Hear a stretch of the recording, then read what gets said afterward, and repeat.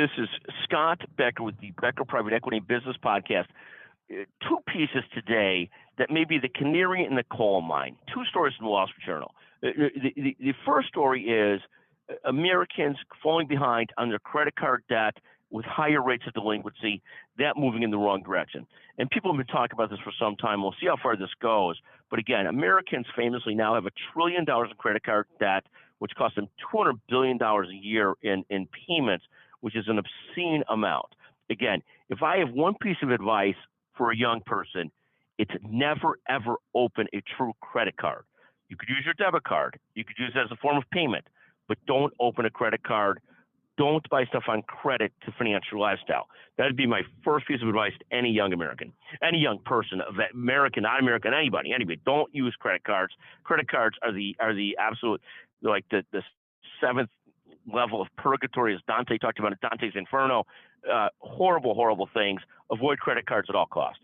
The second story is about the commercial office business, and again, the starting point of huge declines in values of commercial office properties based on two things: shifting workplace dynamics. People are just not using commercial office buildings like they used to, and second, much higher debt.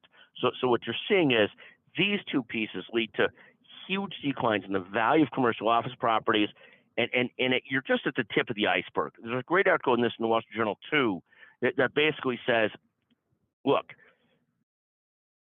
owners of properties, banks will hold off as long as they can to start to really recognize these losses and problems, but that they are coming, and you're starting to see a ripple of them, not just one, but several big projects being sold for huge discounts.